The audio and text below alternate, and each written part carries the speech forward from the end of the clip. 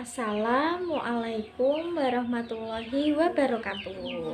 Hai semuanya, bagaimana kabar kalian? Berjumpa lagi di channel YouTube Diah Ayu Pujianti, dimana pada pertemuan kali ini kita akan membahas mengenai manusia purba yang ditemukan di Indonesia dan juga di dunia. Nah, berikutnya mari kita simak videonya dan jangan lupa subscribe and like sebanyak-banyaknya. Terima kasih. Untuk subbab kali ini kita akan membahas mengenai yang pertama adalah manusia purba yang ditemukan di Indonesia.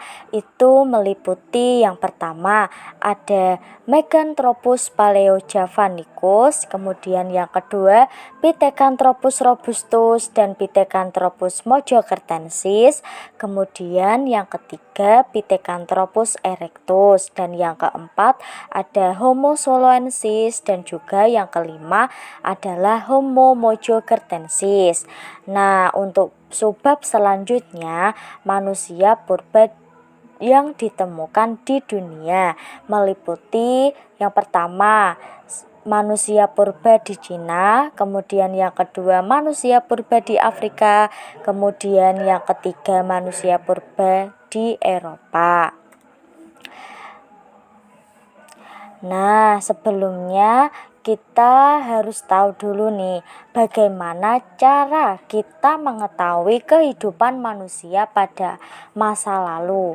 Nah, untuk mengetahui kehidupan pada masa lalu itu bisa dilihat melalui dua cara, yaitu yang pertama adalah melalui sisa-sisa manusia, tumbuhan dan hewan yang telah membatu atau biasa disebut dengan fosil, dan melalui benda-benda peninggalan sebagai hasil budaya manusia, dan juga alat-alat rumah tangga, bangunan, artefak, perhiasan, senjata atau fosil manusia purba yang diketemukan.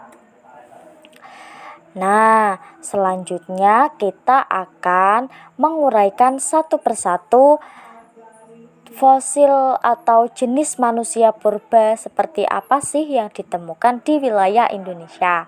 Yang pertama itu ada Meganthropus paleojavanicus, di mana kita tahu bahwa mega itu besar, anthropus adalah manusia, paleo itu artinya adalah tua, dan javanicus artinya Jawa, di mana jenis manusia purba ini dianggap sebagai manusia purba tertua yang hidup di Jawa kira-kira 2 juta sampai dengan 1 juta tahun silam, di mana fosil tulang rahang bawah manusia purba ini ditemukan oleh seorang peneliti yang bernama von Koenigswarth tahun 1941 di dekat desa Sangiran, Lembah Sungai Bengawan, Solo.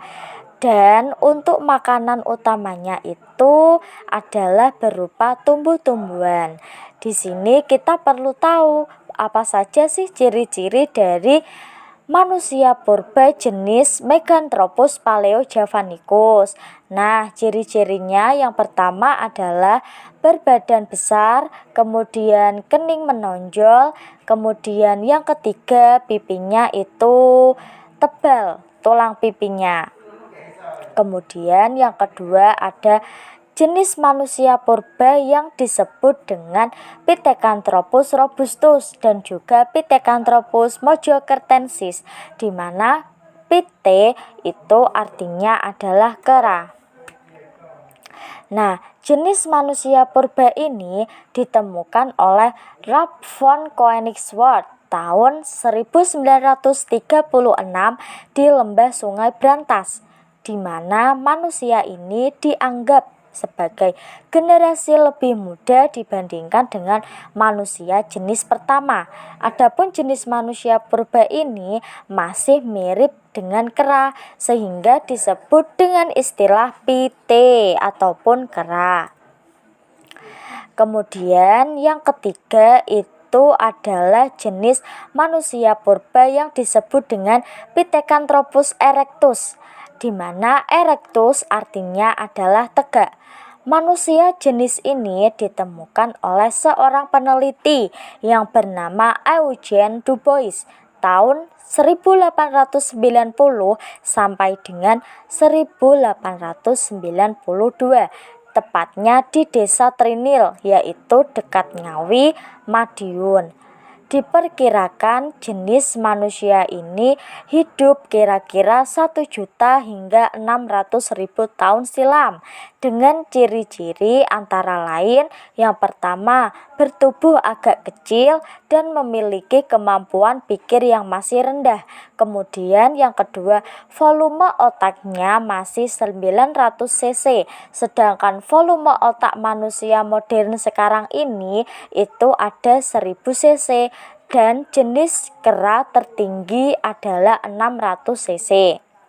Kemudian jenis manusia purba yang ditemukan di Indonesia yang keempat adalah Homo soloensis, di mana kita tahu bahwasanya jenis manusia purba ini ditemukan tahun 1931 sampai dengan 1934 di sepanjang Bengawan Solo, tepatnya di daerah Ngandong, Sambung Macan, dan juga Sangiran, di mana ditemukan oleh seorang peneliti yang bernama Terhardan dan juga Opernut, di mana memiliki bentuk tubuh yang tegak dan kening sudah tidak menonjol. Mereka hidup dari 900.000 sampai 200.000 tahun yang lalu. Sedangkan untuk Homo wajakensis itu ditemukan oleh von Richthofen di Desa Wajak pada tahun 1888 dan disusul dengan Eugene Du Bois tahun 1889, di mana diperkirakan bahwa manusia ini hidup dari 600.000 sampai dengan 25.000 tahun yang lalu. Kedua jenis ini disebut Homo karena mirip manusia modern yang memiliki volume otak itu sudah mencapai 1.300 cc. Selain itu, disebut juga Homo sapiens karena tingkat kecerdasannya seperti manusia modern sekarang ini, dan jenis manusia wajah ini diperkirakan merupakan nenek moyang bangsa di Australia, yaitu bangsa aborigin. Kemudian yang terakhir ada Homo mojokertensis, di mana manusia jenis ini ditemukan oleh seorang peneliti yang bernama von Koenigswarth tahun 1936 di Mojokerto, di mana fosil yang ditemukan berupa tengkorak anak-anak yang diperkirakan belum melewati umur 5 tahun. Jadi mereka itu masih terhitung masih balita karena masih di bawah 5 tahun. Nah, perlu diketahui von Koenigswarth ini memperkirakan bahwa fosil Homo mojokertensis adalah fosil yang berasal dari anak-anak Pithecanthropus. Kemudian setelah kita mengetahui jenis manusia purba yang ditemukan di Indonesia, kita juga tahu apa saja sih manusia purba yang ditemukan di dunia, seperti di Cina, Afrika, dan juga Eropa. Adapun jenis-jenis manusia purba di dunia itu antara lain, yang pertama manusia purba di Cina, di mana manusia purba ini ditemukan di Cina disebut dengan Homo pekinensis yang berarti manusia Peking. ditemukan di Gua Choukotien sekitar 40 km dari Peking. Fosil ini ditemukan oleh seorang dari Kanada bernama Davidson Black dan juga Franz Wayden Ritz, di mana berdasarkan penelitian mereka, kerangka jenis manusia purba ini menyerupai kerangka Pithecanthropus erectus. Maka dari itu, para ahli sering menyebutkan jika Pithecanthropus pekinensis atau disebut juga dengan Sinanthropus pekinensis ini yang berarti manusia dari Peking. Manusia Peking ini dianggap bagian dari Pithecanthropus karena memiliki ciri atau badan yang mirip serta hidup di era zaman yang bersamaan, yang memiliki kapasitas otak sekitar 900 sampai dengan 1200 cc. Selanjutnya ada manusia purba di Afrika, di mana manusia purba yang ditemukan di Afrika ini disebut dengan Homo africanus yang berarti manusia dari Afrika. Fosilnya ditemukan oleh Raymond Dart di dekat pertambangan Taung, Botswana tahun 1924. Setelah dikonstruksi membentuk suatu kerangka seorang anak yang berusia sekitar 5 sampai dengan 6 tahun yang kemudian diberi nama Australopithecus africanus karena hampir mirip dengan penduduk asli di Australia.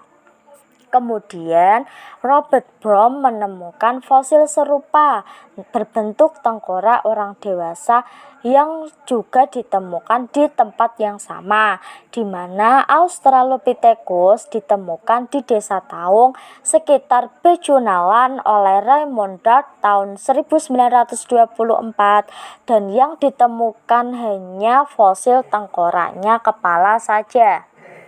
Kemudian yang ketiga ada manusia purba di Eropa.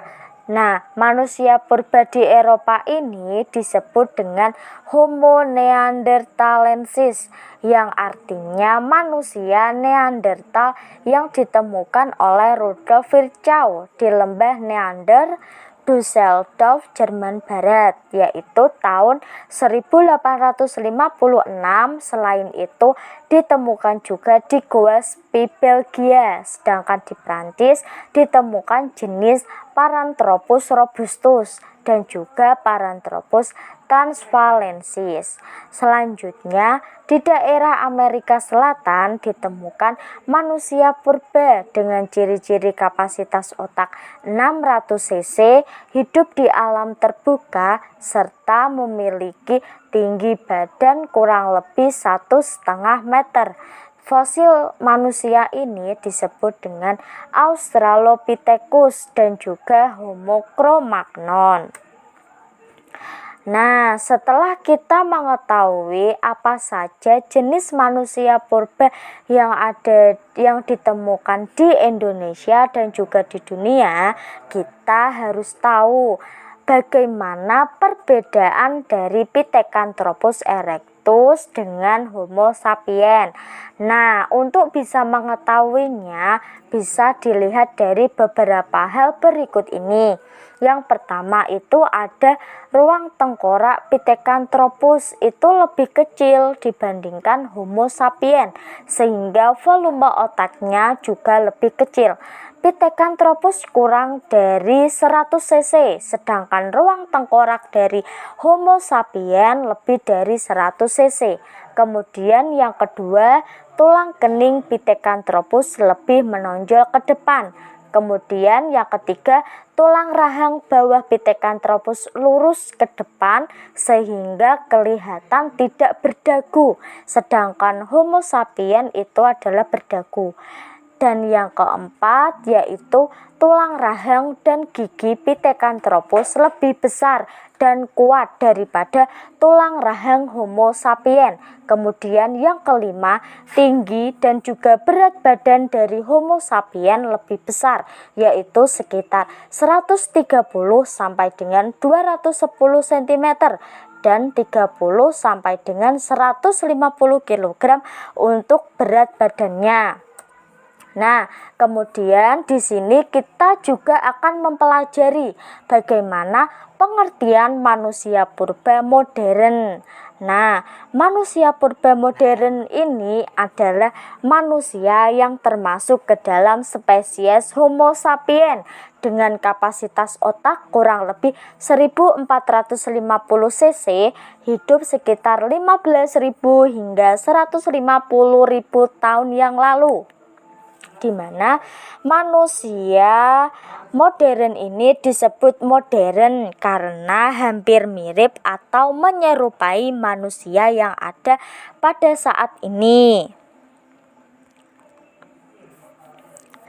Nah, kemudian untuk jenis-jenis manusia purba jenis Homo sapiens yang ditemukan di beberapa tempat di dunia antara lain, yang pertama manusia Swanscombe, yaitu berasal dari Inggris. Kemudian yang kedua manusia Neanderthal di lembah Neander. Yang ketiga manusia Cro-Magnon, yaitu di Goa Cro-Magnon, Lascaux, Prancis, yang dicurigai sebagai campuran antara manusia Neanderthal dengan manusia Gunung Karmel. Kemudian yang keempat manusia Sanidar, fosilnya dijumpai di negara Irak. Kemudian yang kelima ada manusia Gunung Camel, yaitu di gua-gua Tabun serta Skul Palestina. Kemudian yang keenam ada manusia Steinheim dari Jerman. Berdasarkan fosil-fosil yang ditemukan, para ahli kemudian menggolongkan manusia di dunia ke dalam 4 ras sebagai berikut. Yang pertama ada ras Australoid. Apa itu ras Australoid? Yaitu golongan manusia yang kini sisanya hidup tersebar di pedalaman Australia. Kemudian dibagi lagi menjadi ras Mongoloid, yaitu golongan manusia yang jumlahnya paling banyak dan hidup tersebar di seluruh dunia. Kemudian yang ketiga ada ras Kaukasoid, yaitu golongan manusia yang kini hidup tersebar di Eropa, Afrika, Amerika, Australia, dan juga Asia Barat Daya. Kemudian yang terakhir ada ras Negroid. Apa itu? Yaitu golongan manusia yang sekarang hidup tersebar di Afrika. Nah, seperti itu anak-anak pembahasan kita pada pertemuan kali ini. Nah, maka dari itu sampai sini dulu dan sampai jumpa di pertemuan dan juga pembahasan video pembelajaran selanjutnya. Tetap semangat dan jangan lupa jaga kesehatan. Terima kasih. Wassalamualaikum warahmatullahi wabarakatuh.